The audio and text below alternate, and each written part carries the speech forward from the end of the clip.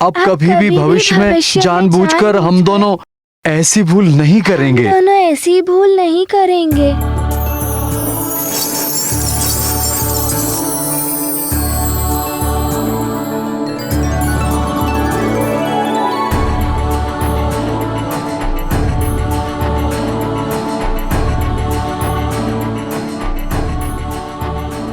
एक माँ अपने पुत्र से और परिवार से कब तक रुष्ट रह सकती है, पर पुत्र स्मरण रहे। ठिठोली सीमा में रहकर की जाए तो आनंद ही आनंद है, पर यदि उस ठिठोली की सीमा टूट जाती है तो यही ठिठोली ढीठता बन जाती है, अशिष्टता बन जाती है, और वो किसी को भी रुष्ट करने का कारण बन सकती है। इसीलिए धमाल, मस्ती, ठिठोली सब अपनी सीमा में ही अच्छी लगती है।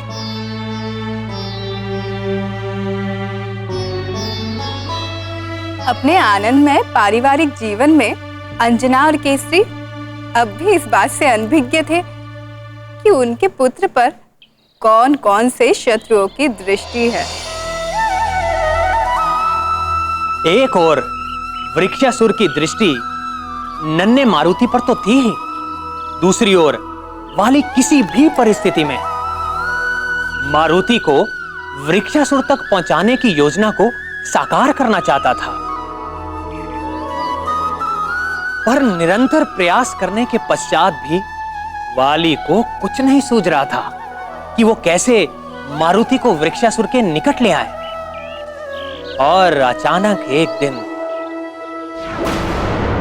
वाह महानतम, अब तो वृक्षासुर रूपी अचूक अंटकमय साधन तुम्हारे हाथ लग गया है।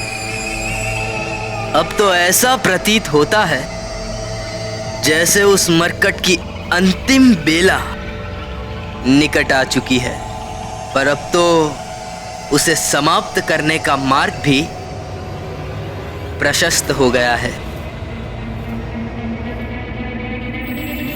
किंतु एक समस्या है, वृक्षासुर रूपी अंटकमय साधन को उस मरकट तक ले जाऊं कैसे? मुझे तो उस मरकट को ही वृक्षासुर तक पहुंचाना होगा।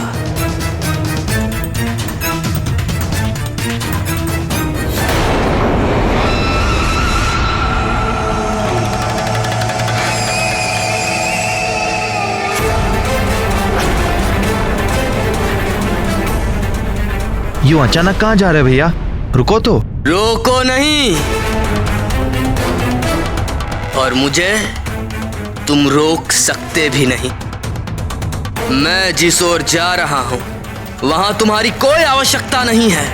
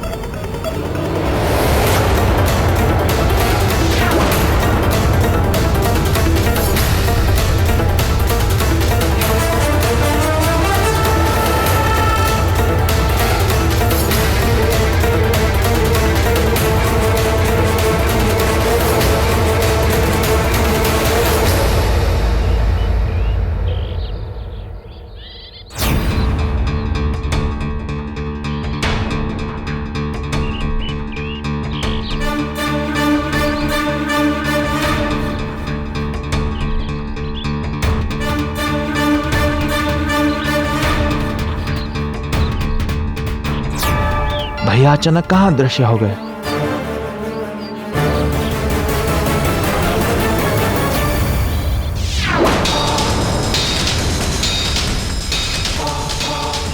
समय असमय पर मूर्ख को मूर्ख बनाने में ही आनंद है। हे मुरली मनोहर, वाली कब तक मारुति की जीवन लीला समाप्त करने की योजना बनाता रहेगा? व्यक्ति को जब तक उचित मार्गदर्शन और दिशा नहीं मिलती, तब तक वो भटकता ही रहता है। और इसके लिए उसे अपने अभिभावक और तत्वदर्शी गुरुजनों की शरण में जाना ही पड़ता है। वाली भी भटकता ही रहेगा। प्रभु, किंतु वाली मारुति को वृक्षासुर के निकट कैसे लेकर जाएगा? इसी अनुसंधान में तो वाली मारुति के आसपास नित्य दृष्टि लगाए विचरण करता रहता था।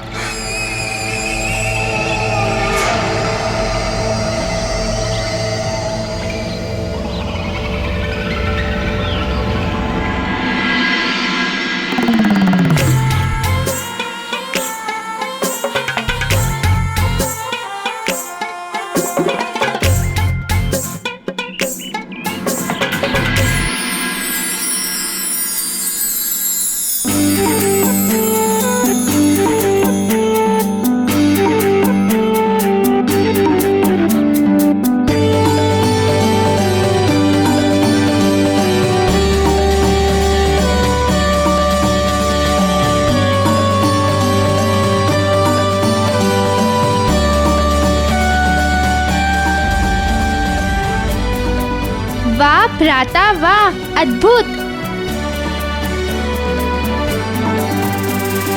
वाह नील, वाह तुमने तो कमाल कर दिया।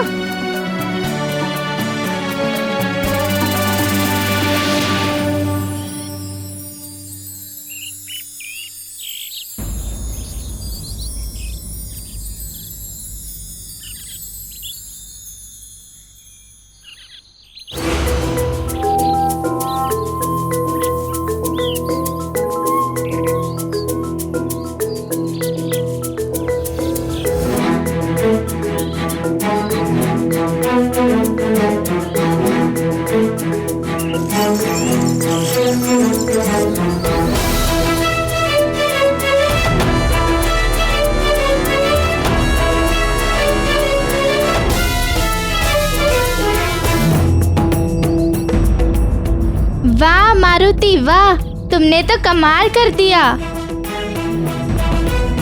वाह मित्र मारुति, वाह।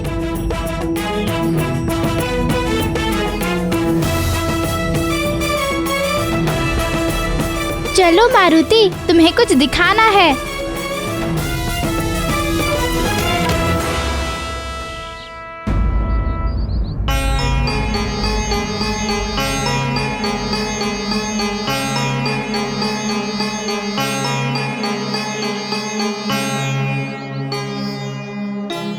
आओ आओ, चलो कुश्ती करते हैं।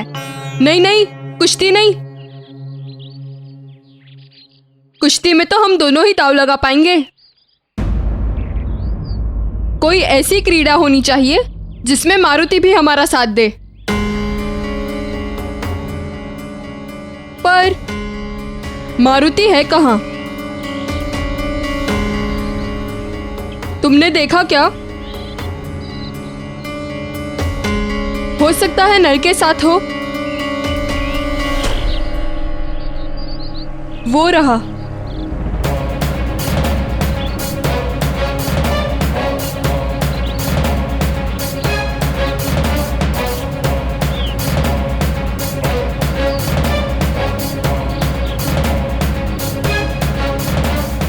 चलो आज मैं तुम्हें पत्थर गुलाटी का खेल सिखाता हूँ। पत्थर गुलाटी, वाह। पत्थर गुलाटी, ये क्या होता है? इसे पत्थर गुलाटी का खेल कहते हैं। वो एक चपटे पत्थर के टुकड़े के साथ खेला जाता है। इसी चपटे पत्थर के टुकड़े को झील की जल सतह पर इस तरह प्रक्षापित किया जाता है कि वह जल में डूबने से पहले कई बार उछलता हुआ दूर तक चला जाए।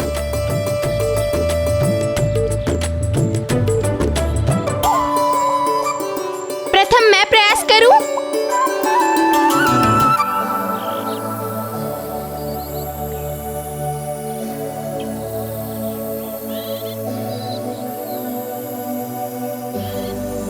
अब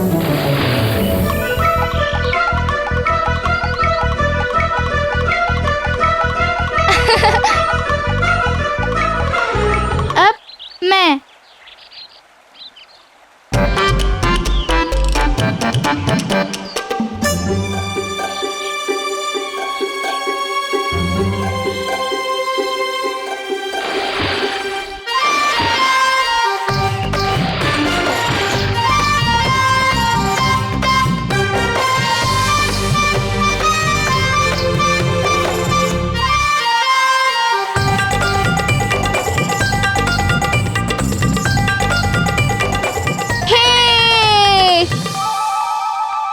वाह नल वाह।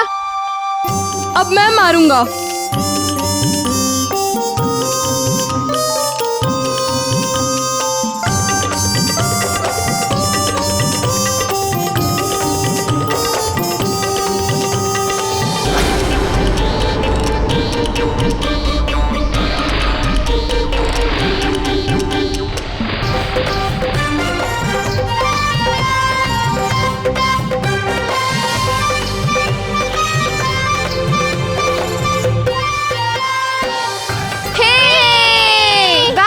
मित्र गंधमादन वाह।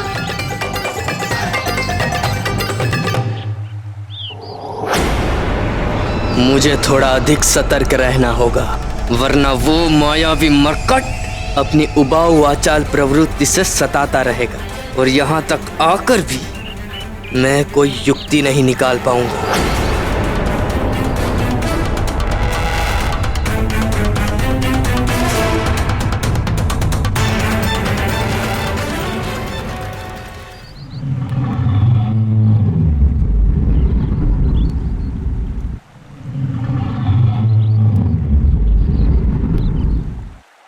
मैं पुनः प्रयास करूंगा।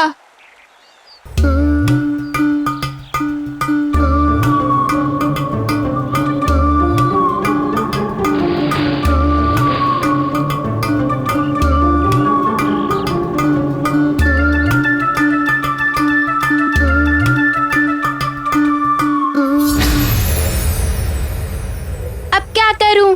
हर तरह से प्रयास कर लिया। थोड़ा ज्ञान मुझसे भी ले लो। वैसे भी ये हर किसी के वश की बात नहीं होती। मित्र सुषेण, अभ्यास करो अभ्यास।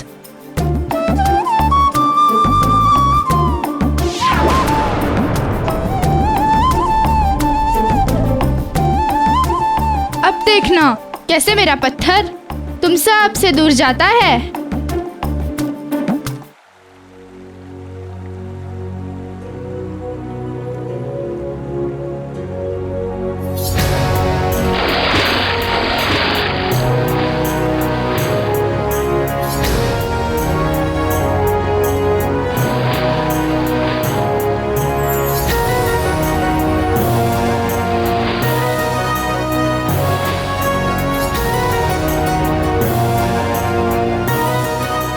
अच्छा, तो वो पत्थर गुलाटी खेल रहा है। हे! वाह नल वाह। बालक हो तुम अभी, पहले मुझसे ज्ञान लो। यदि तुम्हारा पत्थर झील में डूब गया तो शोक मत मनाना, समझ गए? बालक नहीं, मायावी बालक है ये मरकट।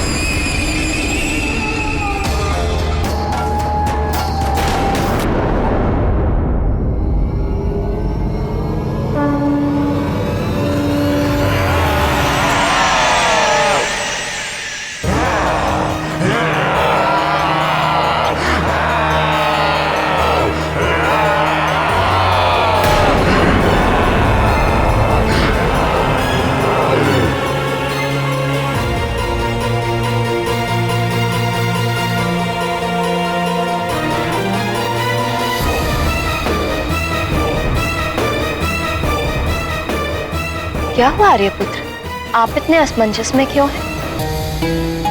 हाँ प्रिय, मेरे असमंजस का कारण ये वृक्षासुर है।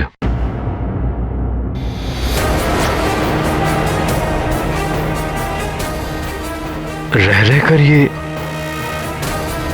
अधिक अधीर और भयावह होता जा रहा है। परिणाम स्वरूप इसकी अनैतिक और अनर्थकारी गतिविधियां भी बढ़ती जा रही हैं।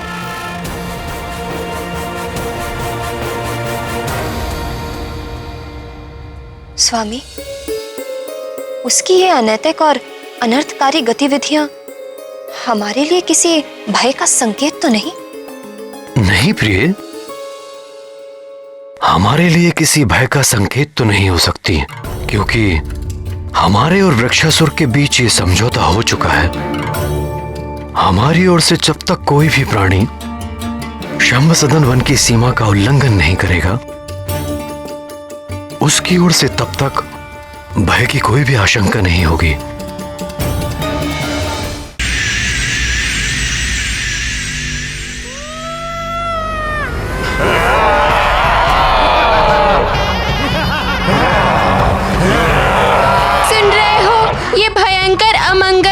ध्वनि कैसी है मित्र? ऐसा प्रतीत हो रहा है जैसे शेरों का झुंड एक साथ दहाड़ रहा हो। हमें निश्चित यहाँ से पलायन करना चाहिए।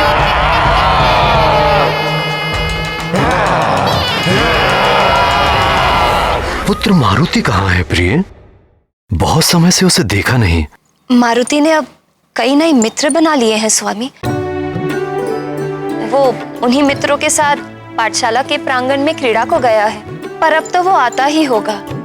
उसके दूध पीने का समय जो हो रहा है, मैं देखती हूँ।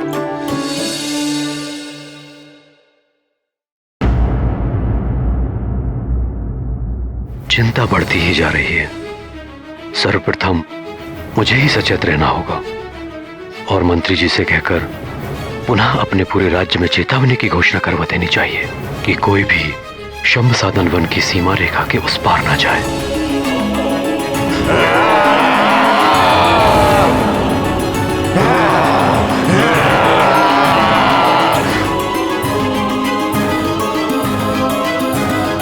मारुति भागो, यहाँ से भागो। तुम सब भाग क्यों रहे हो? मुझे भी तो बताओ, क्या यहाँ कोई नया खेल हो रहा है? सर्वप्रथम मारुति, तुम हम सबके साथ भागो। यहाँ ना ही कोई नई क्रीड़ा है, ना ही उसका कोई नया नियम। भागो। केसरी पुत्र, मुझे बार बार छेड़कर उत्तेजित करने का दुस्साहस न कर। वैसे भी वर्षों से मेरे हृदय में प्रतिशोध की ज्वाला धधक रही है। जब तक मैं अपने पिता के हत्यारे केसरी के पुत्र मारुति का भक्षण कर उसकी जीवन लीला समाप्त नहीं कर देता, तब तक मुझे चैन नहीं मिलेगा। इसका अर्थ ये हुआ कि राक्षस वृक्षासुर का और मेरा दोनों का शत्रु एक ही है, मरकट मारुति। भागो। केसरी पुत्र, मुझे बार बार छेड़कर उत्तेजित करने का दुस्साहस न कर। इसका अर्थ ये हुआ, इसका और मेरा दोनों का शत्रु एक ही है, मरकट मारुति।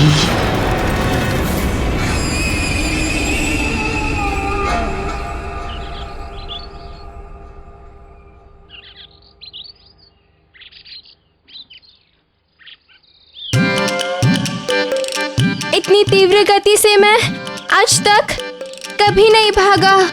किंतु मित्र, इतनी तीव्र गति से हम भागे क्यों? वो भयंकर दहाड़ की ध्वनि क्या तुमने नहीं सुनी? उसी भयंकर ध्वनि के भय से तो हम यहाँ आ गए हैं। भय? भय क्या होता है? क्या तुम्हें भय के बारे में नहीं पता? नहीं नहीं, ये तो अभी नन्हा बालक है। इसे कैसे पता होगा? और इसने ना ही अब तक पाठशाला जाना आरंभ किया है। अब इसे कैसे समझाएं कि भय क्या होता है?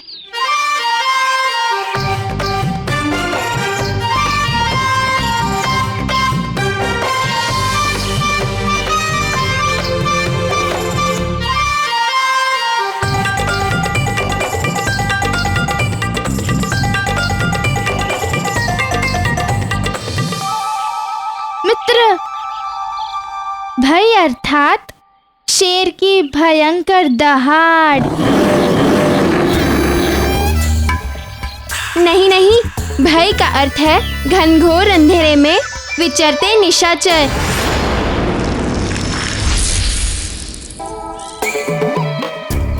अरे मित्रों, ये क्या ज्ञान दे रहे हो नन्हे बालक को? भय का अर्थ होता है गुरुजी की छड़ी। ठहरो, तुम सबको कुछ नहीं पता। थोड़ा ज्ञान मुझसे ले लो। जब कभी मन घबराए या फिर प्राणों पे संकट बनाए, माता पिता का स्मरण हो आए, या कहो नानी का स्मरण हो आए, हाँ तब समझ लो, उसे ही भय कहते हैं। कल अमावस के दिन, और यदि तुम कल मेरे हाथ लग गए तो कोई देवता भी तुम्हें मेरा भोजन बनने से बचा नहीं पाएगा। वाली महानतम, ये तो तुम्हारे लिए अत्यंत ही शुभ संकेत है।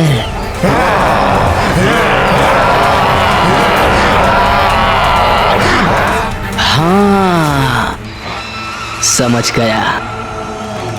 अब तो बस अमावस के दिवस ही मुझे अपनी योजना को साकार करना होगा। तत्पश्चात मेरा कार्य अत्यंत सरल हो जाएगा।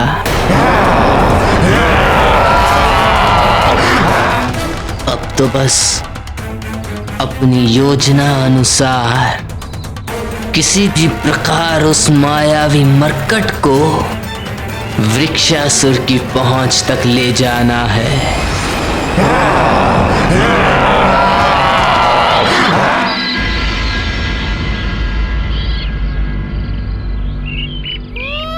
केसरी नंदन ही है मेरे प्रतिशोध का अंतिम लक्ष्य।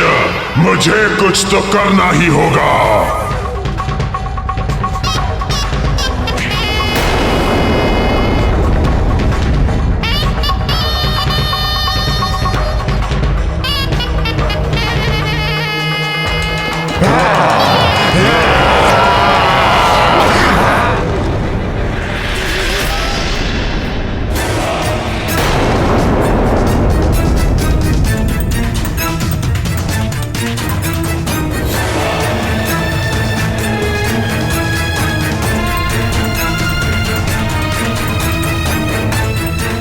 अरे ये मूर्ख फिर क्यों मेरी ओर चला आ रहा है?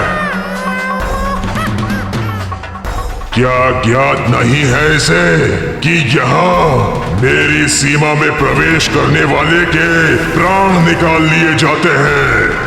या इसे मेरा भय नहीं है?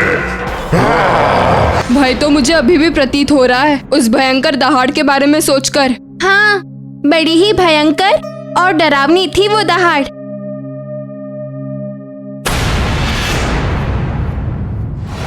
तुम जो भी हो तुम, अब मैं तुम्हें यहां से जीवित जाने नहीं दूंगा।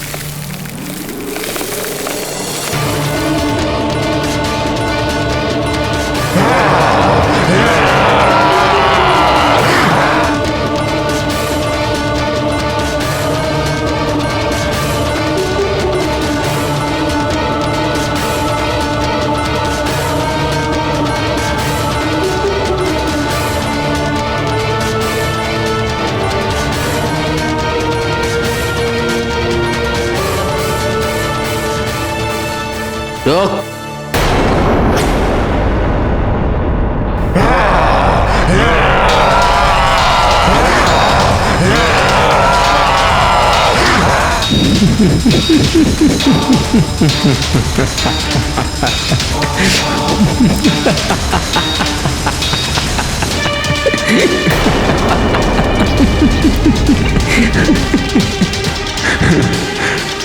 कौन हो तुम? क्या अपनी मृत्यु का भय नहीं है तुम्हें? मैं घात लगाए बैठा हूं और तुम हंस रहे हो। तुम्हारी बुद्धिहीनता पे हंस रहा हूं वृक्षासुर। मैं तुम्हारी सहायता करना चाहता हूं और तुम मेरे ही प्राण हरना चाहते हो। बुद्धिहीनता तो तुमने दिखाई है मूर्ख। मेरी सीमा के भीतर इस मृत्यु द्वार पर पुनः आकर आज तक कोई यहां से वापस नहीं जा सका है। अब तुम भी नहीं जा सकोगे और ना ही यहां तुम्हारी सहायता को कोई आ सकता है। केसरी नंदन चाहिए तो रुक जाओ।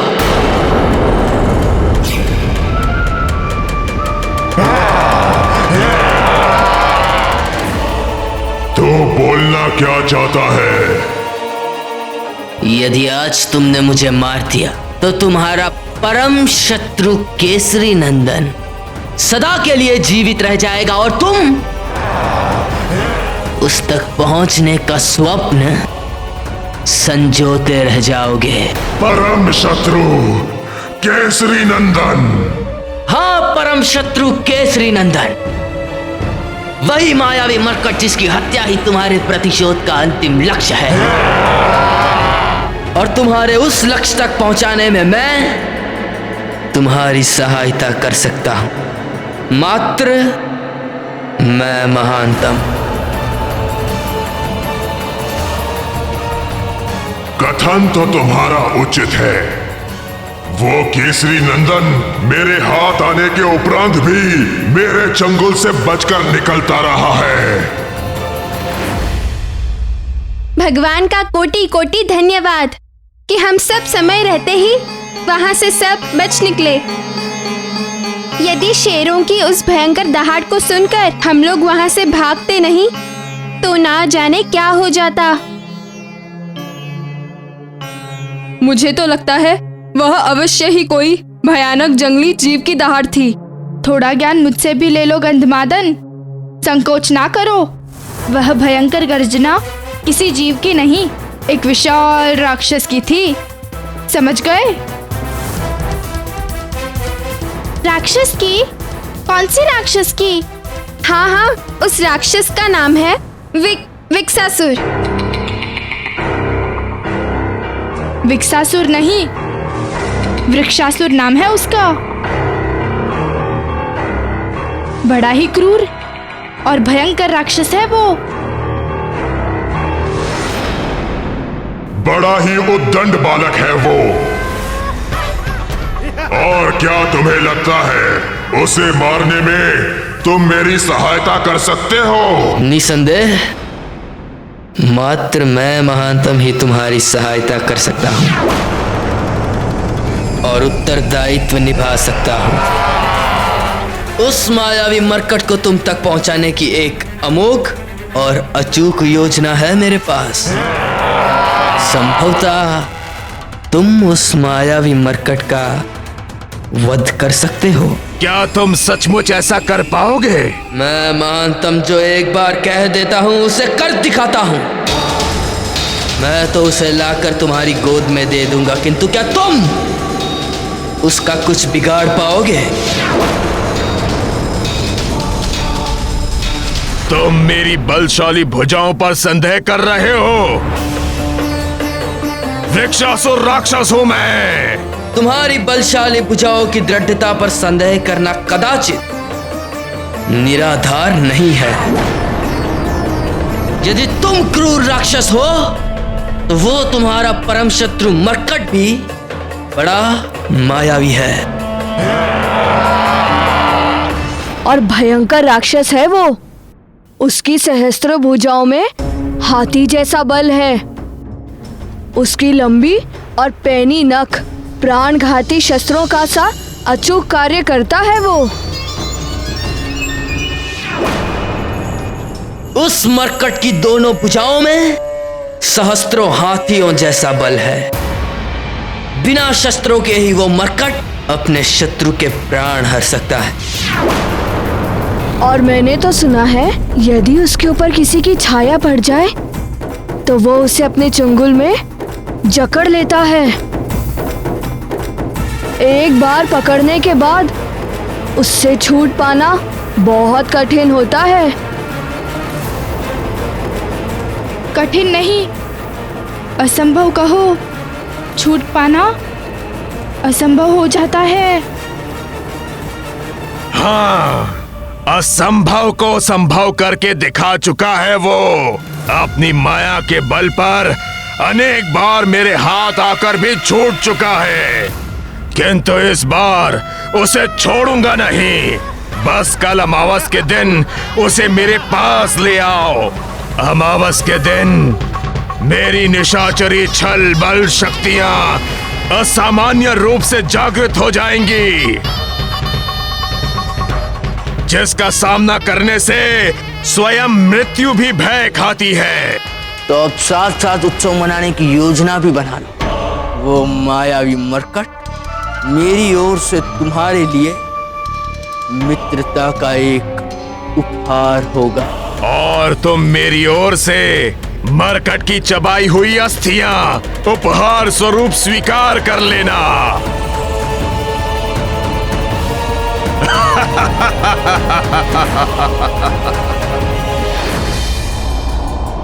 और यदि तुमने अपना वचन पूरा नहीं किया तो महानतम वाली अपने वचन से कभी पीछे नहीं हटता। यदि तुम्हें अपने मित्र की मित्रता और सहयोग पर तनिक भी संदेह है तो लो, अभी इसी क्षण मुझे अपना आहार बना लो। लो,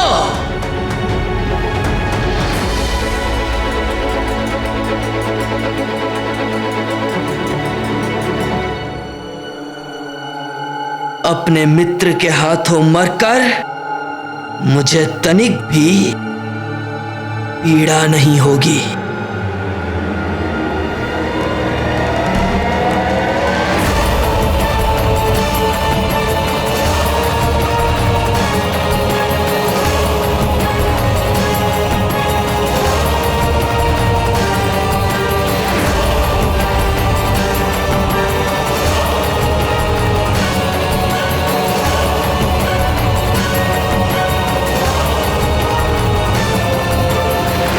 दाई माँ, मारुति को देखा आपने? अभी तक लौट कर नहीं आया। नहीं महारानी, मैंने तो नहीं देखा।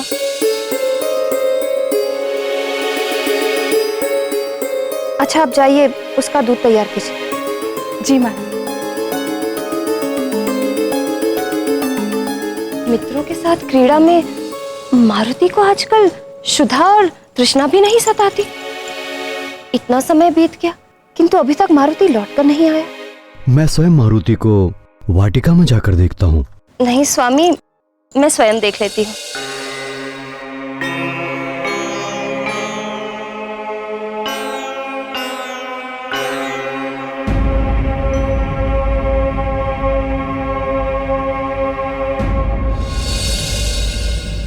अरे, वहां वाटिका में तो कोई भी दिखाई नहीं दे रहा है। कहाँ गए सब?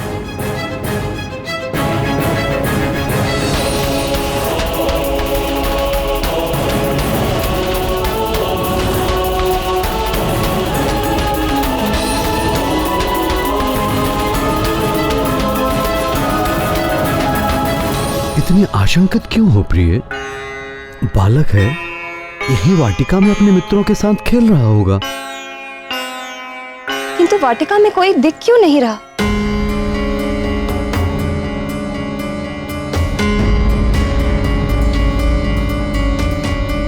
हो सकता है अपने मित्रों के साथ झील की ओर चला गया हो।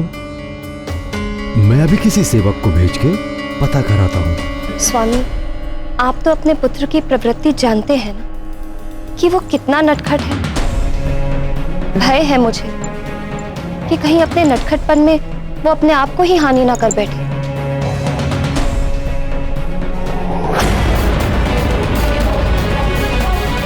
मारुति तो प्रतिदिन दूध पीता है, इसीलिए कोई भी राक्षस मारुति को हानि नहीं पहुंचा सकता।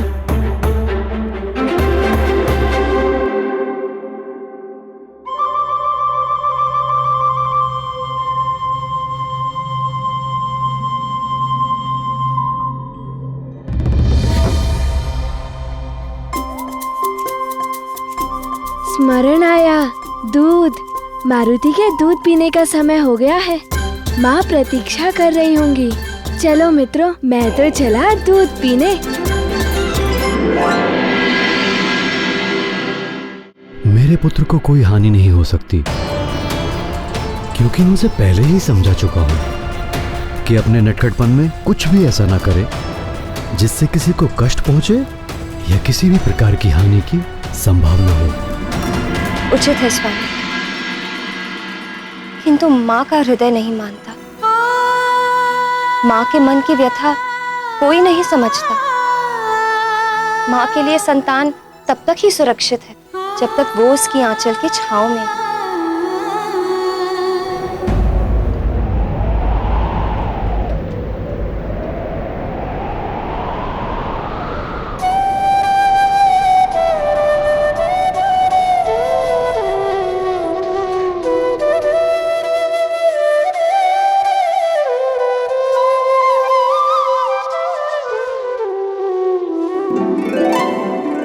क्या हुआ प्रिय?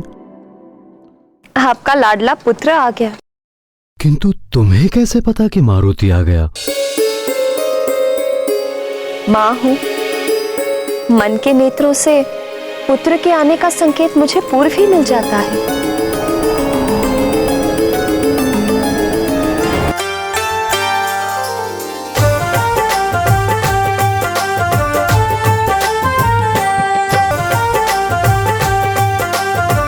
आपका लाडला पुत्र आ गया। किंतु तुम्हें कैसे पता कि मारुति आ गया?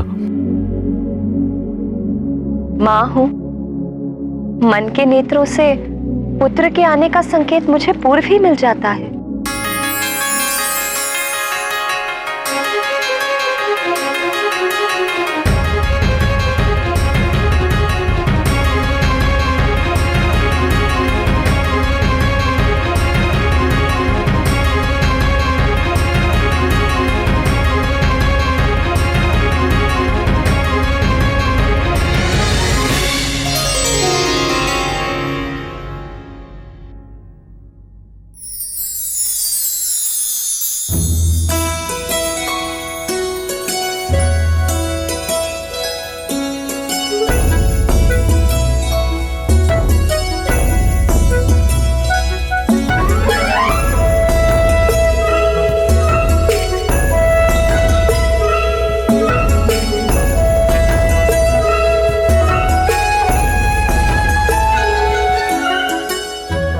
पिताश्री, माँ को क्या हुआ? तुम्हारी माँ तुमसे रुष्ट हैं।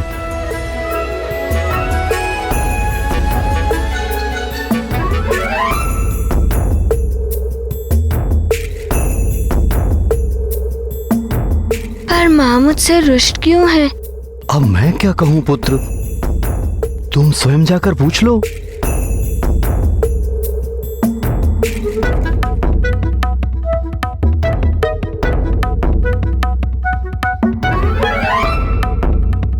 जाओ जाओ जाओ।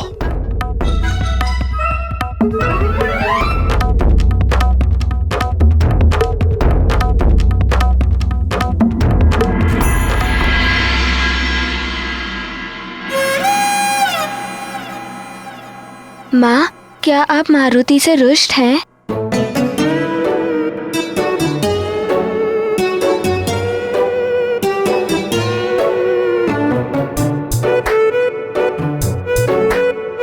मनाओ मनाओ, प्रयत्न तो करो।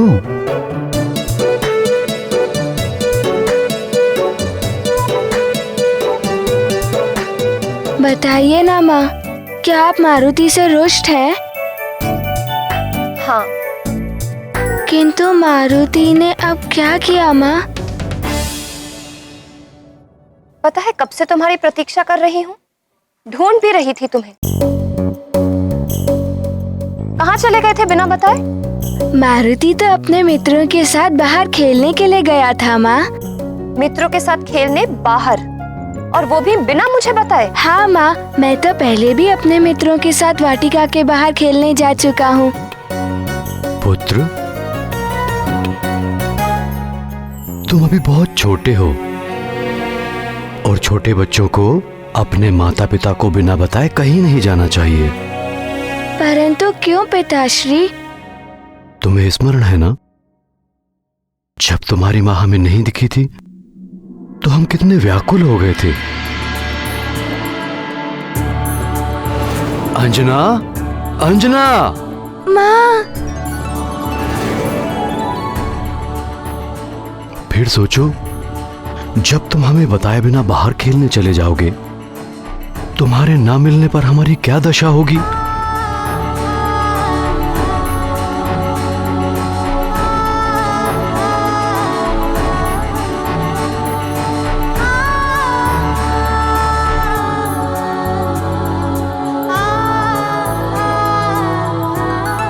मुझे क्षमा कर दीजिए माँ, मुझसे भूल हो गई।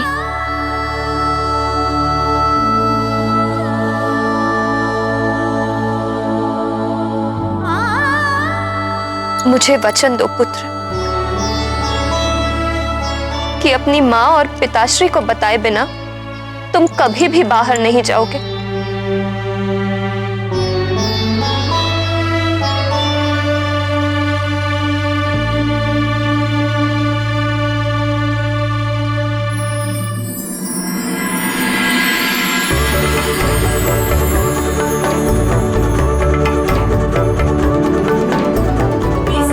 आपका पुत्र मारुति आपको वचन देता है कि मारुति आप दोनों को बताए बिना कहीं नहीं जाएगा।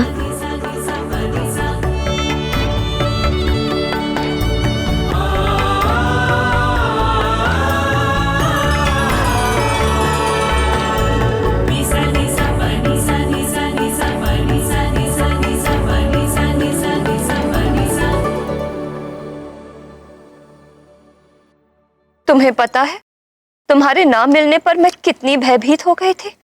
भयभीत? आप भयभीत क्यों हो गई थी माँ? क्या आपने शेरों की दहाड़ सुनी या गुरुजी की छड़ी देखी? शेरों की दहाड़ या गुरुजी की छड़ी का तुम्हारे माँ के भय से क्या मतलब? हाँ पिताश्री, भय का अर्थ यही होता है, शेरों की दहाड़ और गुरुजी की छड़ी। ये ज्ञान तुम्हें कहाँ से प्राप्त हुआ पुत्र? पिताश्री, मेरे मित्रों से। उन्होंने बताया कि भय का अर्थ होता है शेरों की दहाड़ और गुरुजी की छड़ी।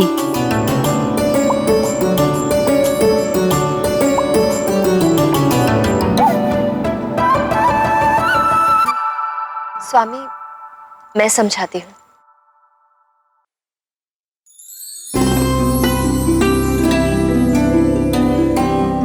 पुत्र मारुति, तुम्हें सब पता है, पर यदि तुम भय के विषय में कुछ नहीं जानते तो समझ लो कि भय सिर्फ मन का भ्रम है। भय कुछ होता ही नहीं है। परंतु माँ, मेरे मित्र तो। स्मरण है ना तुम्हें? मैंने समझाया था, तुम्हारे लिए माता पिता ही सबसे अच्छे मित्र हैं।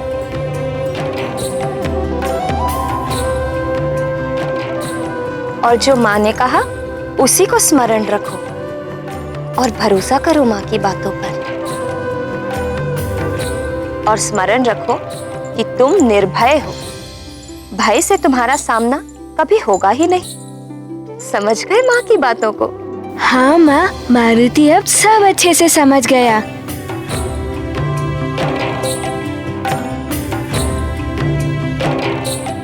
परंतु माँ, दूध। दूध?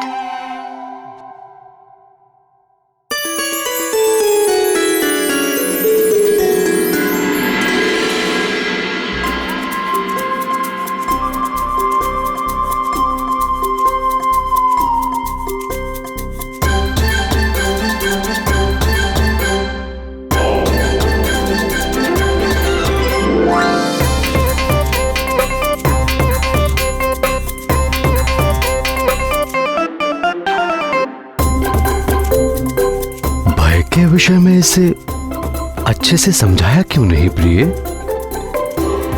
क्योंकि कोई भी माँ नहीं चाहेगी कि उसकी संतान कभी भी किसी भी भय का अनुभव करे। इसीलिए मैं भी यही चाहती हूँ कि मेरे पुत्र मारुति के जीवन, मन और मस्तिष्क में भय के लिए कोई स्थान न रहे। और फिर जो भगवान शिव के आशीर्वाद से संसार में आया, उसका भय से क्या नाता?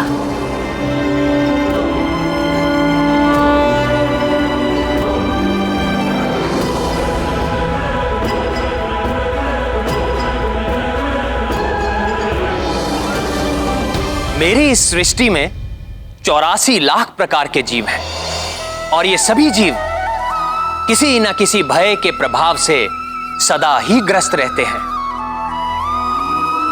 कितनी विचित्र बात है, मां के अंधकारमयी गर्भ में रहते हुए भी शिशु अपनी पूर्ण सुरक्षा का अनुभव करता है, किंतु जिस क्षण शिशु गर्भ के अंधेरे से संसार के प्रकाश में आता है, उसी क्षण प्रत्येक नवजात शिशु सर्वप्रथम भय का ही अनुभव करता है।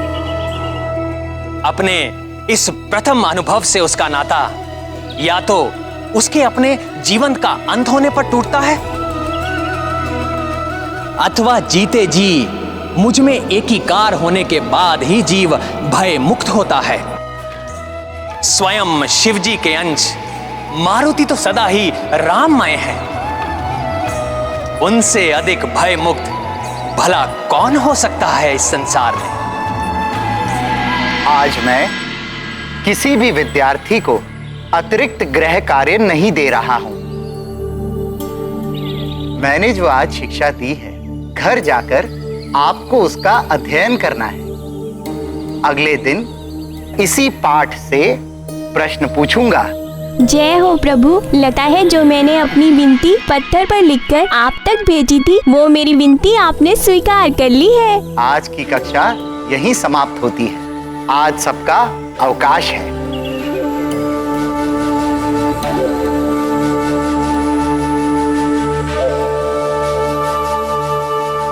आओ मित्र, दो दो हाथ कुश्ती हो जाए।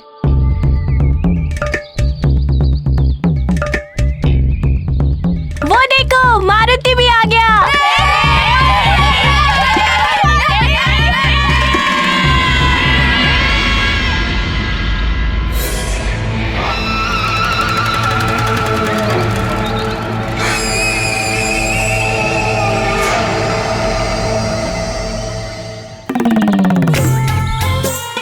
आओ मित्र मारुति। मित्र नील, क्यों ना मारुति और तुम्हारी कुश्ती हो जाए।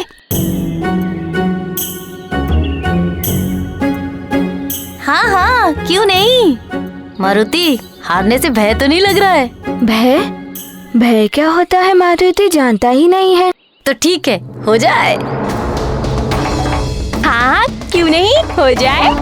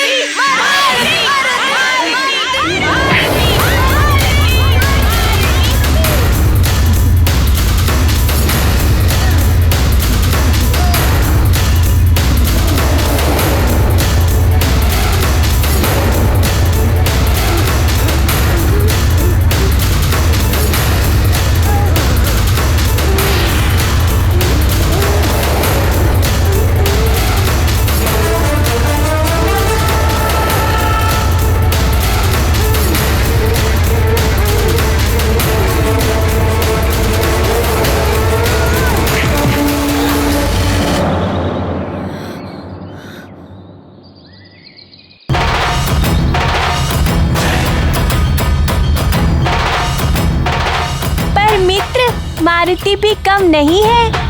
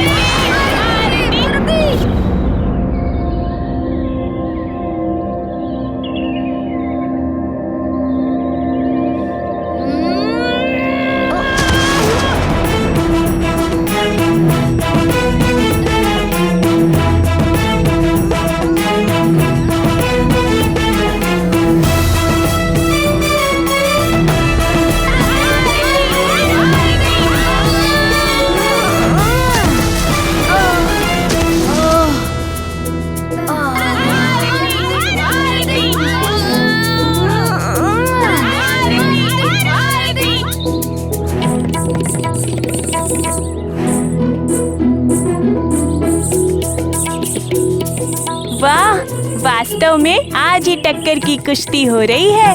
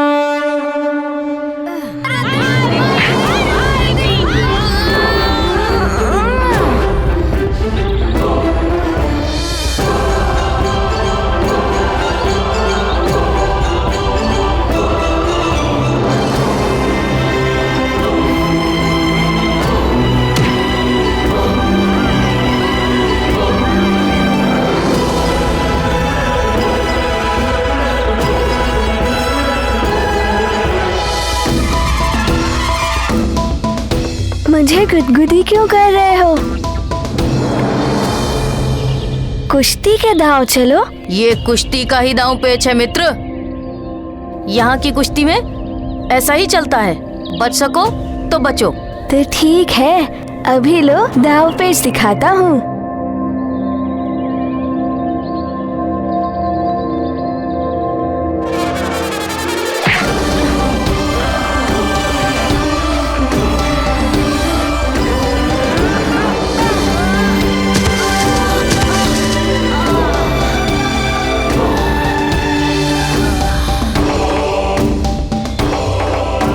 देख रहे हो मित्र, मारुति ने क्या टक्कर दी है।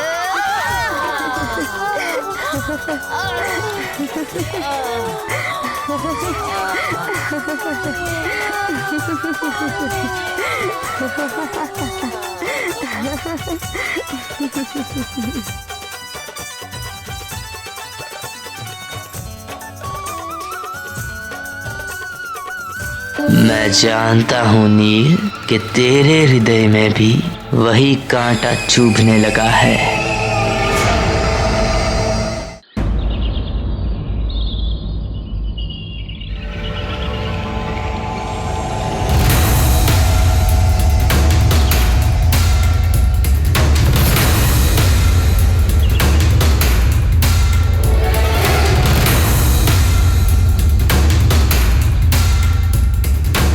पता नहीं क्या हो गया है मुझे कुछ समझ में नहीं आ रहा है।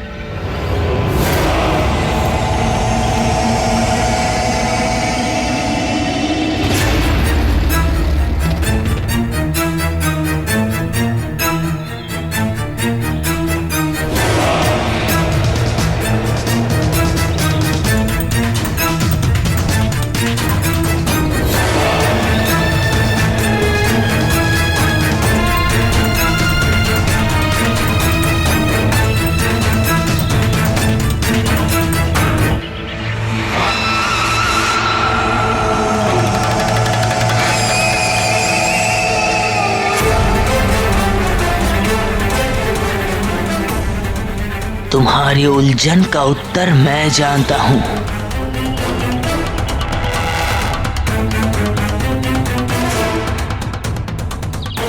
मैं जानता हूं क्यों तुम्हें कुछ भी अच्छा नहीं लग रहा है।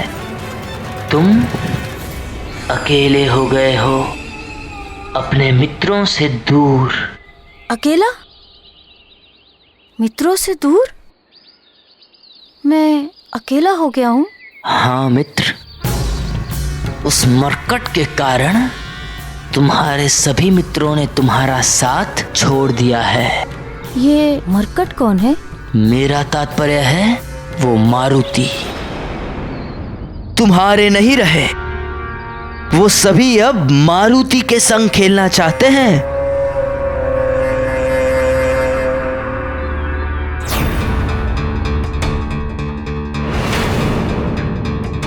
हे प्रभु, मेरे ये वाली भैया न जाने अब कौन सा षड्यंत्र रचने जा रहे हैं। अर्थात मेरा अनुमान सत्य था। वाली भैया अभी भी मारुति के आसपास मंडरा रहे हैं। वो अवश्य ही किसी नए षड्यंत्र की योजना बना रहे होंगे। किंतु मित्र, तुम कौन हो? मुझे नहीं पहचाना? मैं महानतम, तुम्हारा शुभ चिंतक हूं। तुम्हें इस दुख के क्षण से निकालने आया हूं। दुख? कैसा दुख? क्यों, तुम्हें कोई दुख नहीं होता जब उस मारुति के कारण तुम्हें अपने सभी मित्रों से दूर अकेले खेलना पड़ता है? तुम्हें दुख नहीं होता जब गुरुजी के लिए पुष्प चुनने में तुम्हारे मित्र उस मारुति की सहायता लेते हैं? कुछ दुख तो होता है।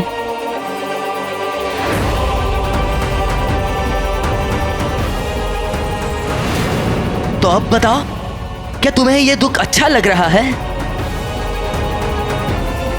क्या तुम नित्य ही ऐसे दुखी रहना चाहते हो?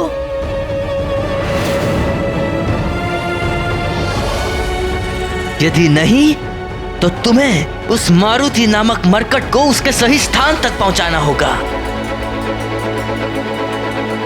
यानी उसके राजभवन में?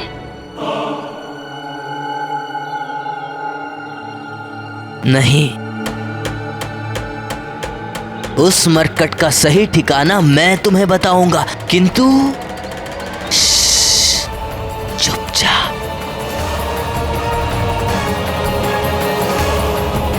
यदि तुम अपने मित्र महानतम और शुभ चिंतक की बात मानते रहे तो तुम्हारे सभी मित्र पुनः तुम्हारे साथ होंगे, ये तय है।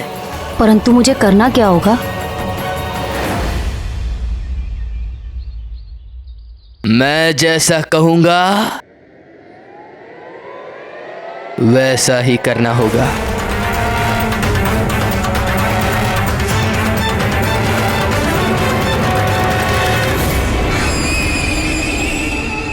उस बालक को क्या समझा रहे हैं? अंततः वो करना क्या चाहते हैं? हे प्रभु, अब आप ही वाली भैया को सद्बुद्धि दे सकते हैं। वाली के अहंकार और मिथ्याभिमान ने उसकी बुद्धि हर ली थी। त्रिमूर्ति और उनकी शक्तियों के अतिरिक्त अहंकार की चोट से तो देवता तक बच नहीं पाते।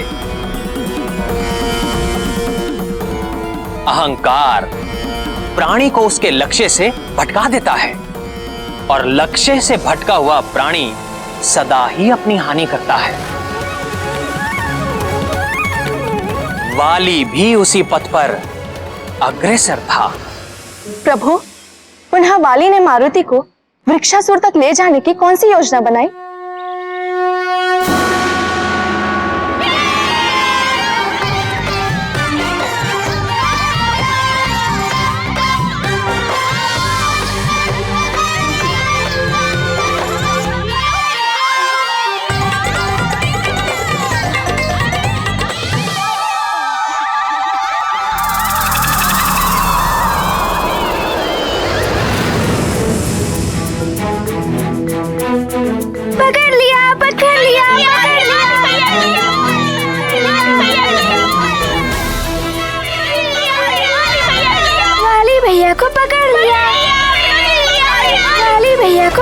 भैया।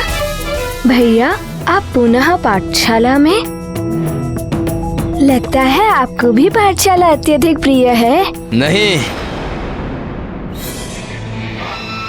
पाठशाला अत्यधिक प्रिय नहीं है, मुझे तुम अत्यधिक प्रिय हो, क्योंकि तुम बड़े बलशाली हो, पत्थर गुलाटी में भी सर्वश्रेष्ठ हो, और तुम्हारी गति तो अद्भुत है, अतुलनीय है। क्योंकि मारुति दूध पीता है, वो भी ढेर सारा।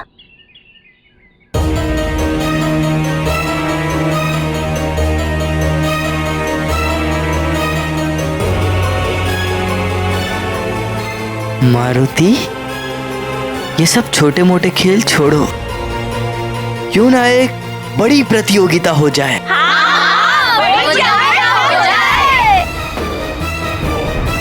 प्रतियोगिता? अरे प्रतियोगिता यानी ये दिखना कि किसमें कितना साहस है और कौन कितना अधिक बलशाली है। तब तो बड़ा आनंद आएगा। चलो अभी आरंभ करते हैं प्रतियोगिता। नहीं, अभी नहीं। अभी नहीं, तब कब? हाँ, अभी नहीं, कल आरंभ करेंगे, आश्रम के प्रांगण में, पुरानी वाली पाठशाला के पास।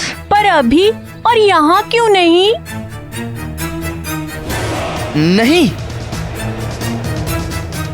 यहाँ अभी प्रतियोगिता संभव नहीं हो सकती, बड़े स्तर पर करनी है ना, तो खेल का मैदान भी तो बड़ा होना चाहिए, वैसी व्यवस्था भी तो करनी पड़ेगी, है ना? हाँ हाँ, सचमुच बड़ा आनंद आएगा। हाँ, बहुत आनंद आएगा।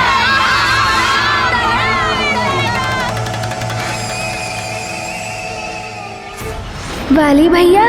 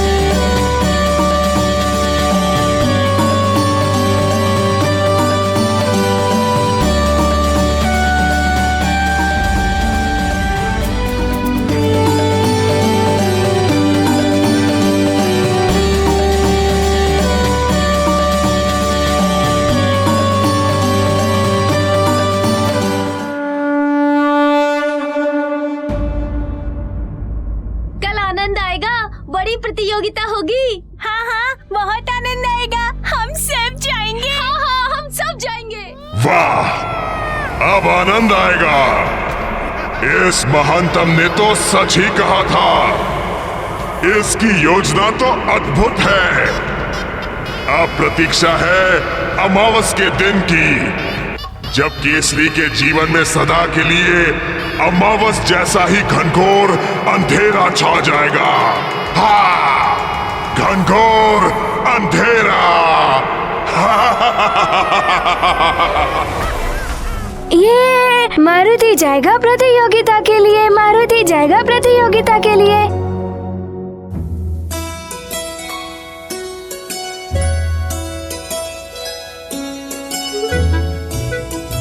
वाह प्रिय, वाह, अति सुंदर अंग वस्त्र है ये।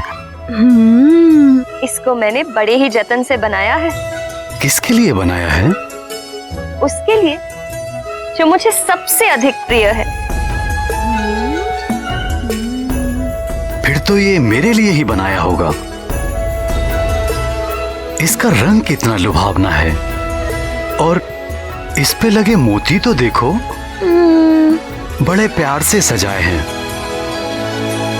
ये मुझ पर बहुत जचेगा। धन्यवाद।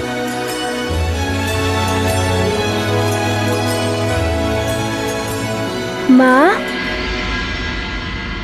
इतना सुंदर अंगवस्त्र आपने किसके लिए बनाया है?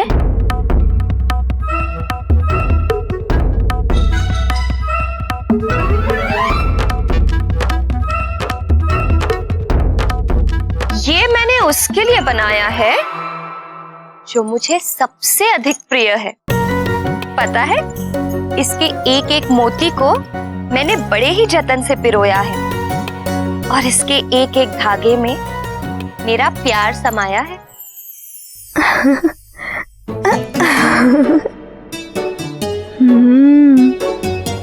माँ, ये रंग तो मुझ पे बहुत जचेगा।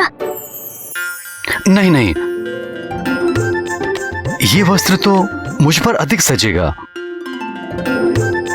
पिताश्री, ये तो आपके लिए बहुत छोटा है। प्यार से दिए गए किसी भी उपहार की मूल्य व आकृति नहीं, उपहार देने वाले की मात्र भावना देखी जाती है।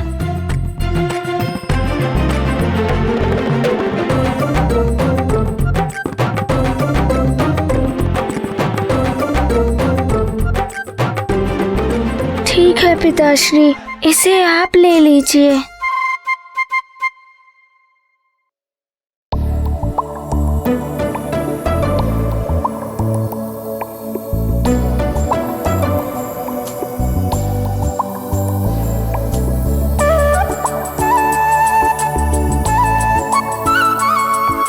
प्रिय, मुझसे मारुति की उदासी देखी नहीं जा रही।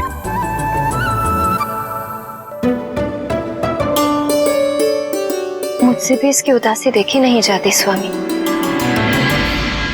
हमें इसे सत्य बता देना चाहिए।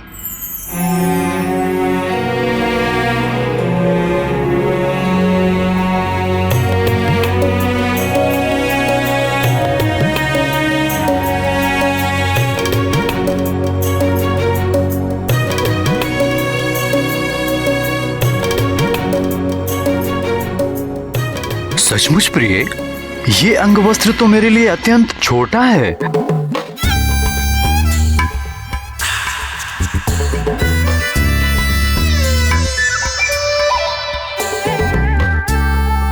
देखा पिताश्री, देखा, मारुति ने भी तो यही कहा था ना पिताश्री।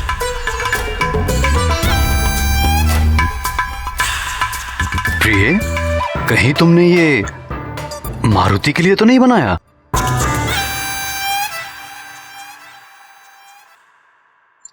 मैंने तो प्रारंभ में ही कहा था, ये उसके लिए है जो मुझे सबसे अधिक प्रिय है।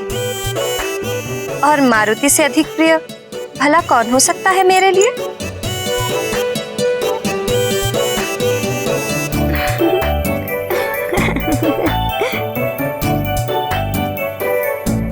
ये रंग तो मुझ पे कितना अच्छा लग रहा है माँ। माँ, आपने सचमुच बहुत सुंदर अंगवस्त्र बनाया है मारुति के लिए।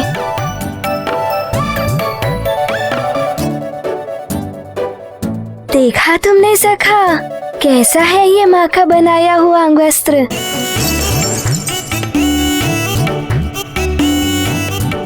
माँ, मारुति और उसकी सखा को ये अंगवस्त्र बहुत प्रिय लगा। धन्यवाद माँ। जिस परिवार में प्रेम, सौहार्द और सद्भावना होती है, वो परिवार यदि निर्जन मन के एकांत में भी रहे तो वो वहां भी स्वर्ग का सा अनुभव करेगा। किंतु जिस परिवार में द्वेष, कलह और दुर्भावना हो, उस परिवार के सम्मुख चाहे जितनी भी भौतिक सुविधाओं का अंबार परोस दिया जाए, वो हमेशा सुख से वंचित ही रहेगा।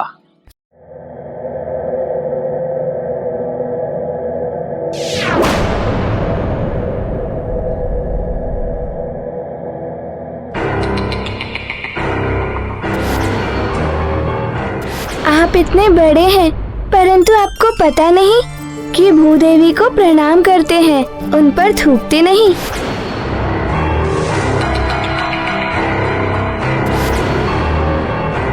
मुझे तुम अत्यधिक प्रिय हो।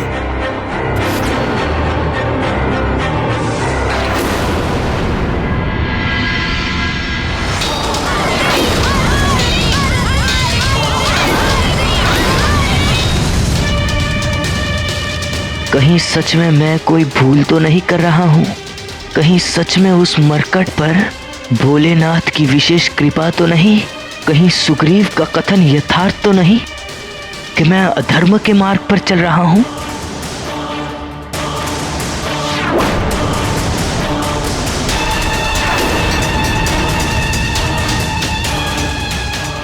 मुझ महानतम के मन में अचानक ये भटकाने वाले विचार क्यों उत्पन्न हो रहे हैं?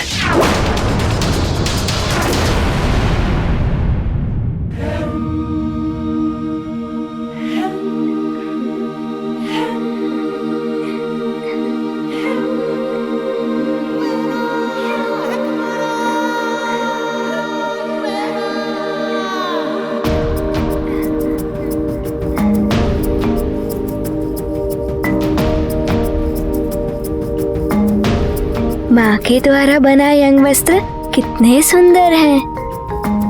कल इन्हीं अंग वस्त्रों को पहनकर मारुति प्रतियोगिता में भाग लेगा और सबको हरा देगा। सबको हरा देगा?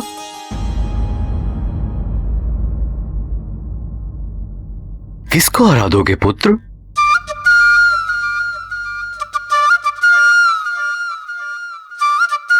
कल सबको क्यों हराओगे पुत्र?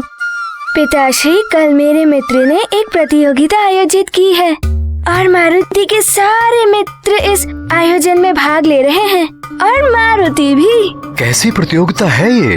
क्या क्या होगा इस प्रतियोगिता में? क्या होगा?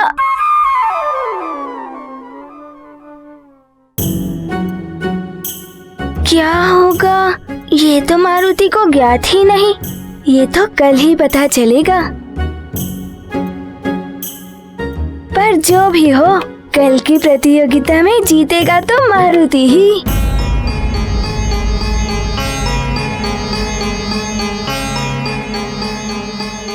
किंतु पुत्र, तुम तो अभी बहुत छोटे हो। यदि तुम्हारे स्थान पर कोई और जीत गया तो मारुति को बहुत दुख होगा।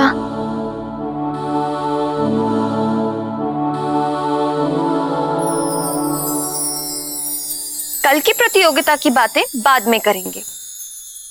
क्यों ना अभी हम तीनों मिलकर एक प्रतियोगिता करें? प्रतियोगिता? हाँ।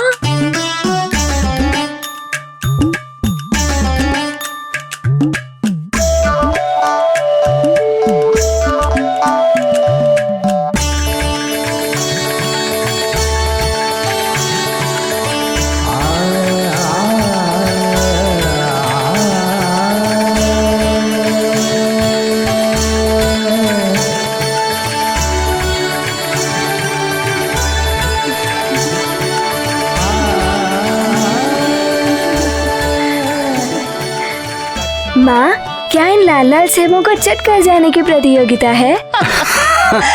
नहीं पुत्र, हम इन सेबों से अपने सुंदर सुंदर भवन बनाएंगे।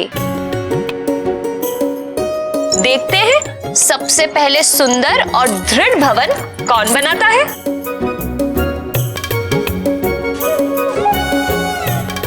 सेबों का भवन? हाँ, तुम्हारी नानी ने मुझे ये खेल सिखाया था बचपन में। किंतु माँ, सेबों का भवन बनेगा कैसे? मैं बताता हूँ। इस प्रकार एक के ऊपर एक सेब रख के हमें अपना अपना भवन बनाना है।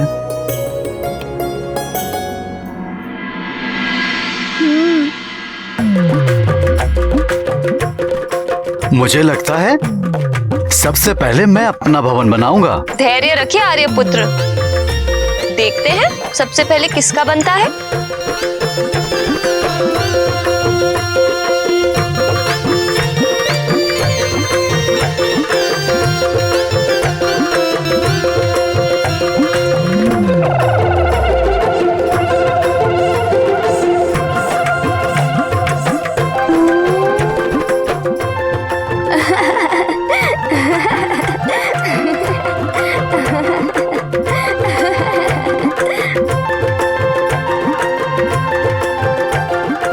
भवन तो बनने से पहले ही टूट गया। परंतु माँ, आप देखना मारुति अपने सेबों का भवन कैसे बनाता है।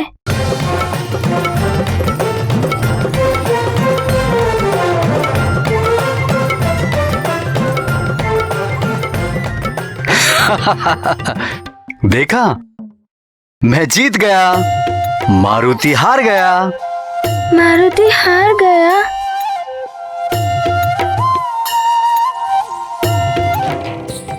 कि श्री राम कौन है? राम कहाँ है? राम कहाँ है? राम कहाँ है?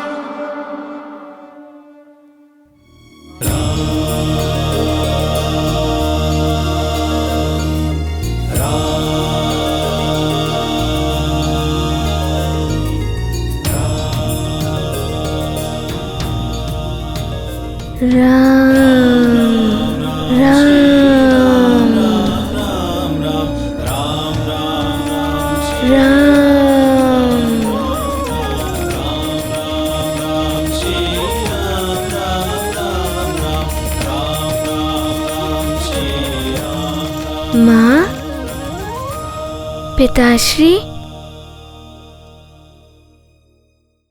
हमारे पुत्र के लिए तुम्हारी 5वीं कामना क्या है प्रिय?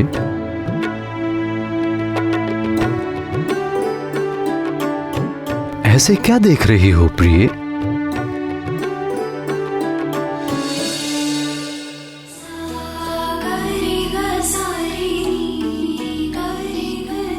मेरी 5वीं कामना ये है आर्यपुत्र, कि जैसे आपने मुझे अपनी अर्धांगिनी स्वीकार कर मुझे मारुति की मां बनने का सौभाग्य प्रदान किया, अपना पितृ ऋण चुकाया है, ठीक वैसे ही पुत्र मारुति भी सही समय आने पर विवाह बंधन में बंधकर अपना पितृ ऋण चुकाए और हमारी वंशबेल को आगे बढ़ाए।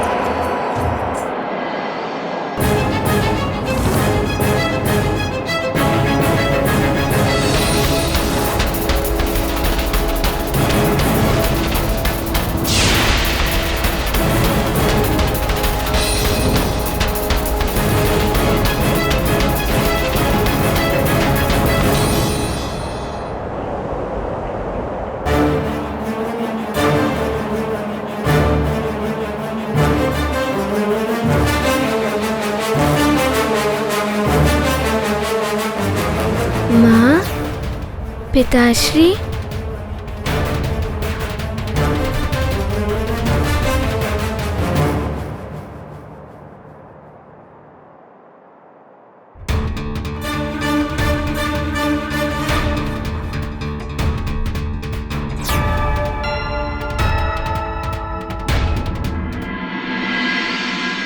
मारुति ने आपको हर स्थान पर ढूंढा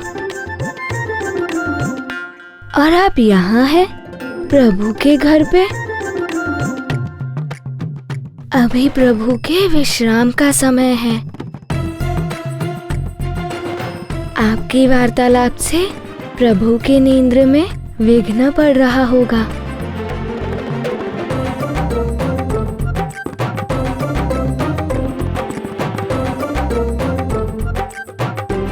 चलिए ना माँ, आपके यहाँ रहने से प्रभु के और मारुति की निद्रा में विघ्न पड़ रहा है।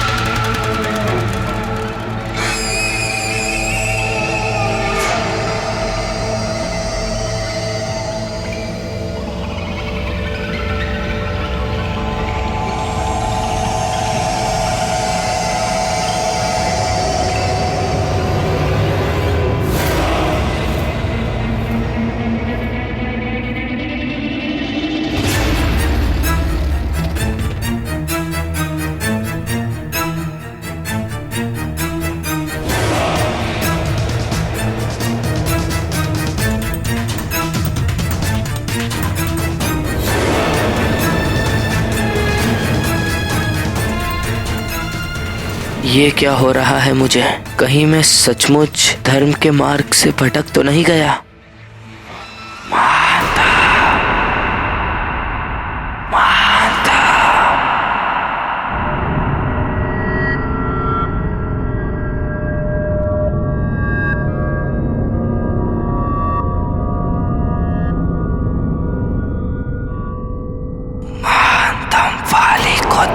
सद्मार्ग सत्य जैसे दुर्बल विचार शोभा नहीं देते।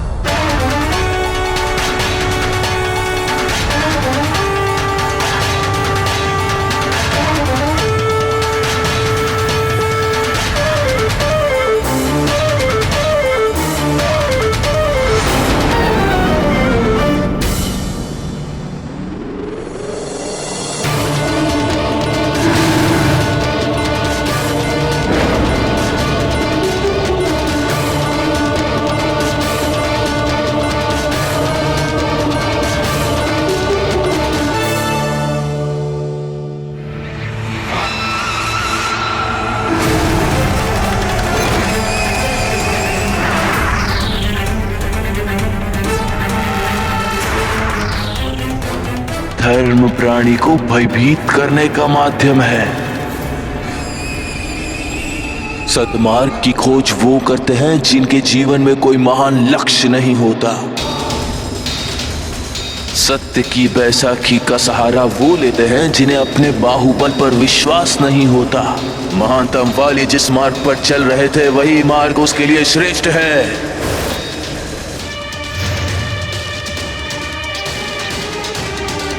किंतु यदि सचमुच उस मरकट का जन्म भोलेनाथ की कृपा से किसी विशेष उद्देश्य की पूर्ति के लिए हुआ है तो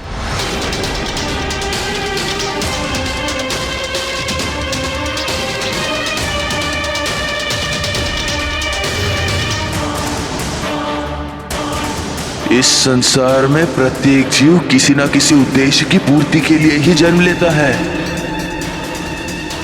तुम्हारे जीवन का भी एक उद्देश्य है।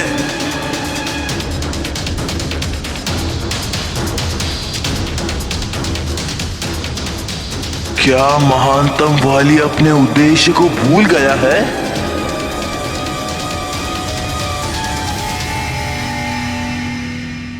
स्मरण करो।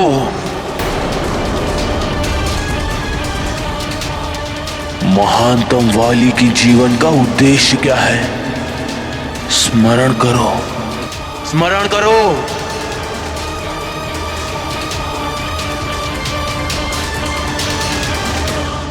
इस समग्र विश्व का कोई भी योद्धा मेरी टक्कर का नहीं है, और हाँ, ये मेरी चुनौती है।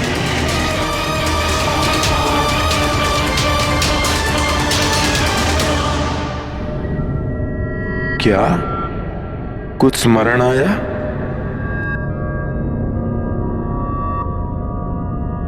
सर्वश्रेष्ठ योद्धा वाली, महानतम योद्धा वाली, कभी किसी से पराजित ना होने वाला वाली।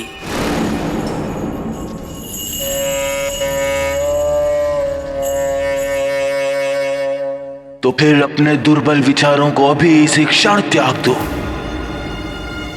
और पूरा करो अपने महानतम योद्धा बनने का लक्ष्य। तो चलो आगे बढ़ो और मिटा दो अपनी राह में आने वाली हर बाधा को। मैं महानतम था, मैं महानतम हूं और मैं महानतम रहूंगा, और संसार सदा मुझे इसी नाम से जानेगा।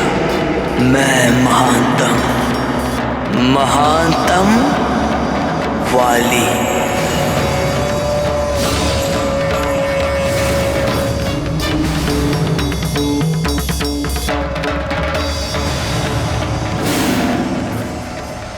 बाली देवराज इंद्र का अंशावतार होकर भी इतना बड़ा दुष्ट कैसे हो गया?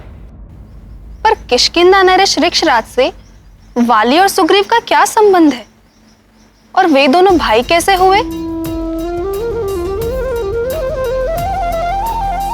किष्किंधा नरेश ऋक्षराज से वाली और सुग्रीव का नाता जितना विचित्र था, उतनी ही विचित्र है इन दोनों भाइयों के जन्म की कथा। वस्तुतः ऋक्षराज ब्रह्मदेव के मानस पुत्रों में से एक है।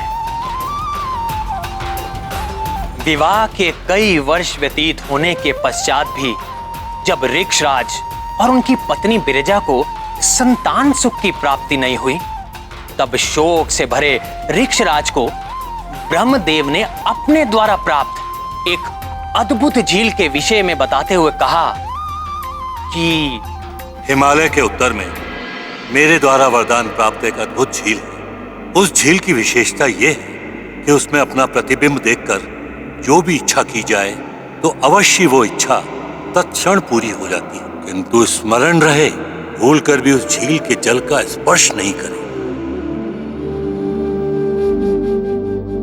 मुझे भी सूर्य देव और इंद्रदेव जैसे प्रतापी पुत्रों की प्राप्ति हो।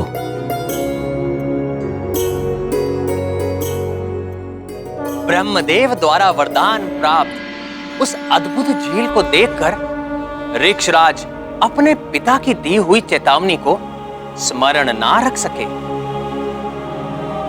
और एक नारी के रूप में परिवर्तित हो गए।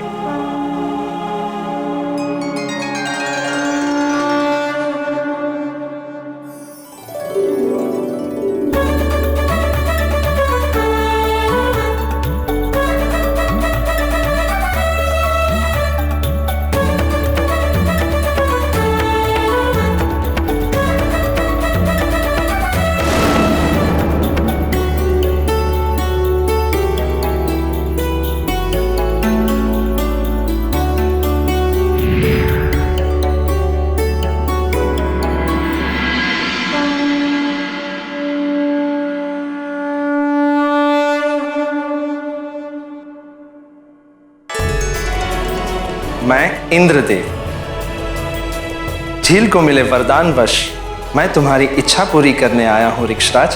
प्रभु, क्या मुझे आजीवन इसी नारी के रूप में रहना होगा? ऋक्षराज, तुम और मैं तो निमित्त मात्र हैं। यह एक दैवी लीला है, परंतु इसका समाधान भी है। चिंतित मत हो। अपनी इच्छा पूर्ति के पश्चात पूर्णमासी के दिन इस झील के जल को पुनः छूने से तुम्हें अपने वास्तविक रूप की प्राप्ति हो जाएगी। अब तुम अपना हाथ आगे बढ़ाओ।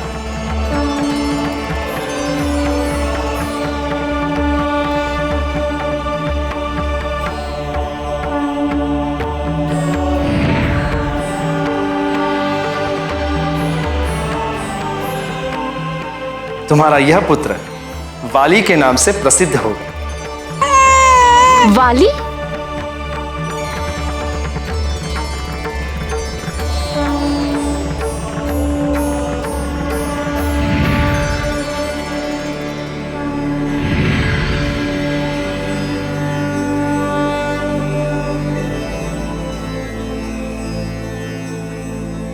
अभी तो तुम्हारी अर्ध इच्छा ही पूरी हुई।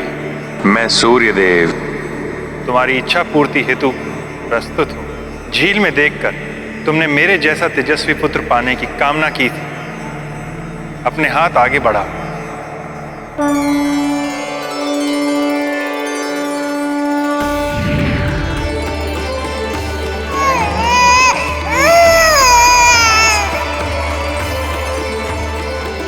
तुम्हारा ये पुत्र सुग्रीव के नाम से प्रसिद्ध होगा। सुग्रीव?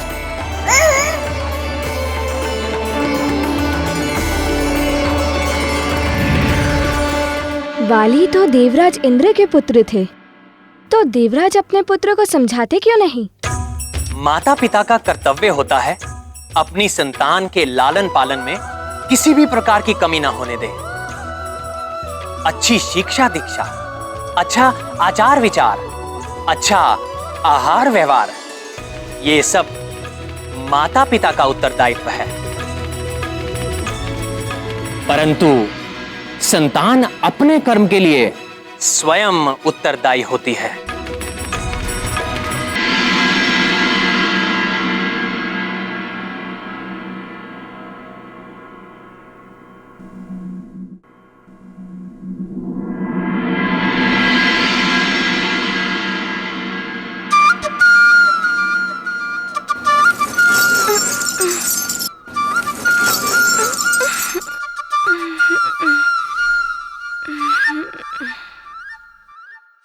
आज तो प्रतियोगिता है।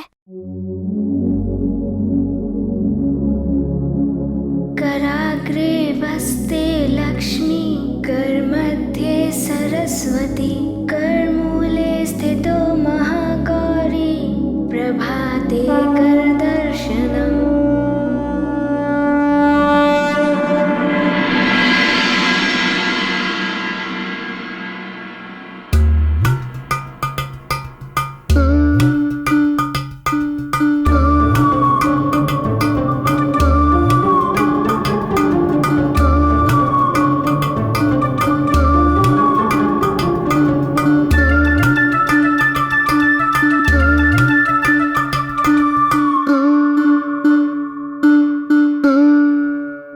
समुद्रवस्ने देवी, पर्वतस्तन्मण्डिते, विष्णुपत्नी नमस्तुभ्यं, पादस्पर्शं क्षमस्व मे।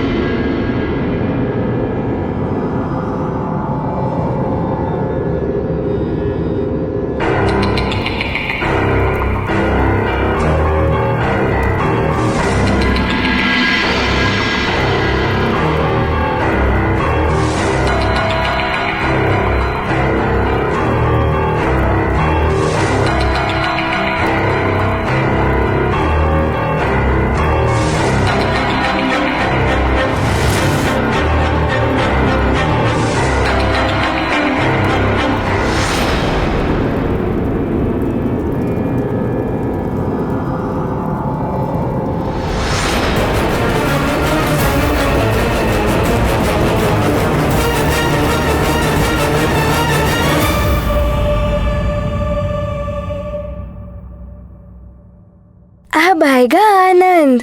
अब देखना मारुति क्या करता है।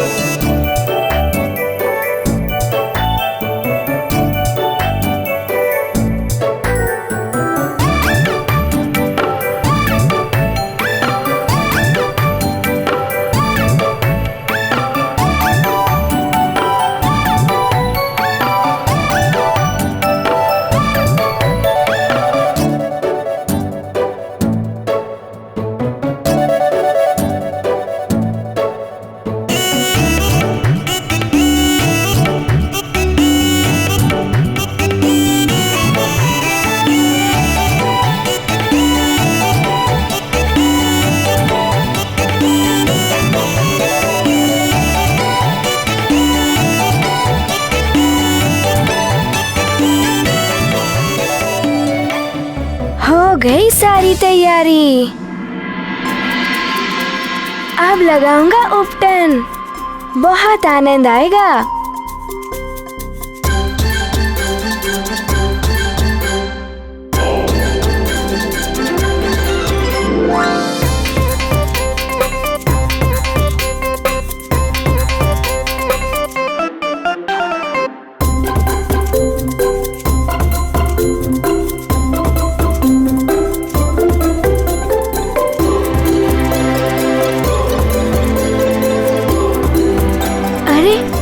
इसमें तो जल है ही अब मारुति क्या करेगा?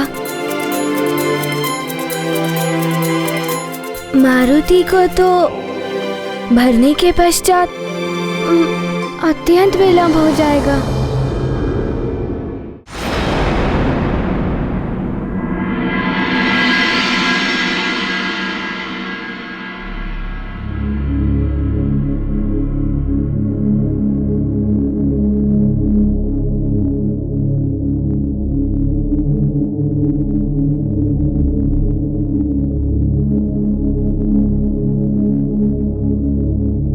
पुत्र मारुति प्रातः उठते ही कहाँ चला गया?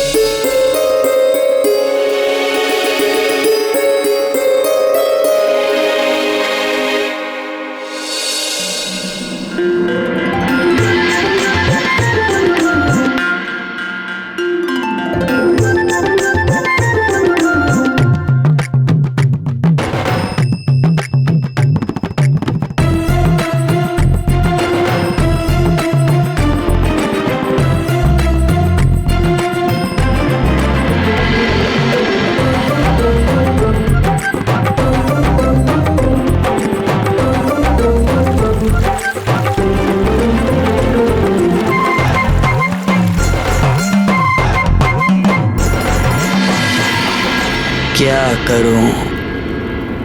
मुझ महानतम वाली के उद्देश्य की पूर्ति के लिए कौन सा शस्त्र श्रेष्ठ रहेगा?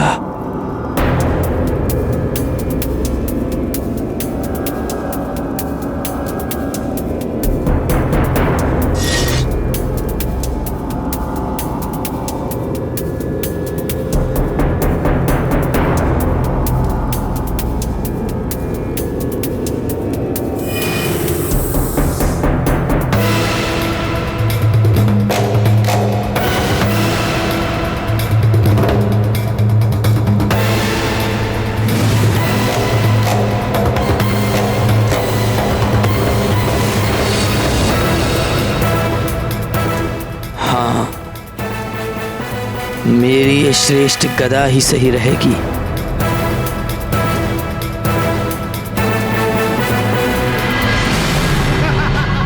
अब आएगा केसरी नंदन, मेरे आमोद वन।